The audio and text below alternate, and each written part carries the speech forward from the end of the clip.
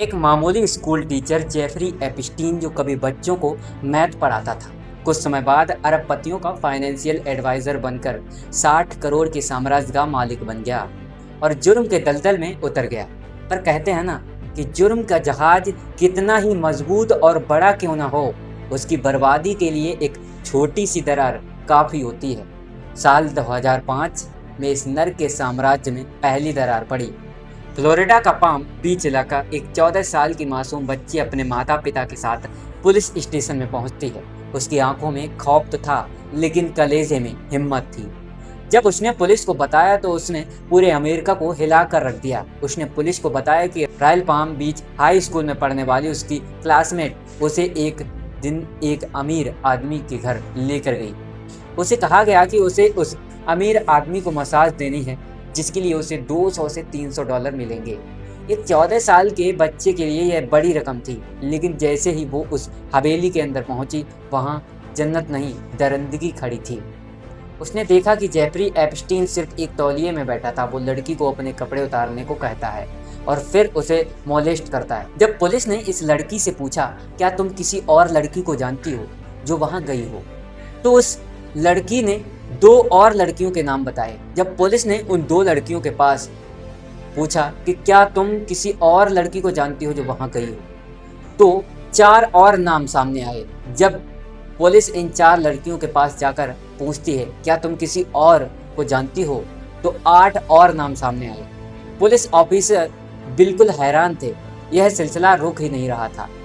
कुछ समय इन्वेस्टिगेशन करने के बाद 36 नाबालिग लड़कियों की पूरी लिस्ट पुलिस के सामने थी। Palm Beach multimillionaire once again making headlines. Jeffrey Epstein, despite stories of sexual abuse from underage. Epstein ने लड़कियों को ही एजेंट बना दिया था। उन्हें कमीशन दिया था कि अपने स्कूल की दूसरी मासूम लड़कियों को फुसलाकर इस नर्क में लेकर आएं। सब लड़कियों को वहां ले जाने का पैटर्न बिल्कुल सेम था, मसाज का बहाना। मैक्सिमम लड़कियां 14 से 17 साल के करीब थीं, जो कि बहुत गरीब थी। यह एक ऑर्गेनाइज्ड सिंडिकेट की तरह चल रहा था, जहां हर लड़की को नई लड़की लाने के लिए पैसे मिलते थे। Time I brought a girl there, and when she came downstairs, it was clear she was traumatized. Something definitely happened that she was not okay with. I hold such an extreme amount of guilt for bringing these.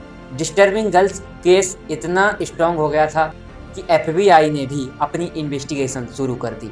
मई 2006 तक FBI के पास 53 पन्नों की वही काली report तैयार थी, जिसमें Epstein के हैवान होने के पक्के सबूत थे।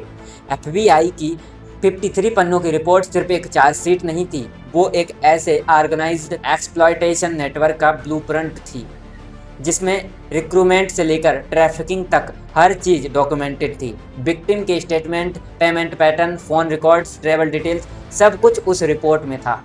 एप्स्टीन पर केस इंटरनेशनल सेक्स ट्रैफिकिंग का लगाया गया। 36 माइनर विक्टिम और दर्जनों गवाह। FBI की इन्वेस्टिगेशन इतनी पुख्ता थी कि सेक्स ट्रैफिकिंग के संगीन चार्जेस उस पर लगे थे और लगता था यह दरिंदा जिंदगी भर जेल में सड़ेगा। पर सिस्टम का असली तमाशा यहीं से शुरू होता है। अब वह हुआ जिसने पूरी दुनिया को चौंका दिया। नमस्कार, आप देख रहे थे मिस्टर ईगल स्काई। ऐसे ही दुनिया देश विदेश की वीडियोस को देखने के लिए हमारे YouTube चैनल को सब्सक्राइब करना ना भूलें। जय हिंद।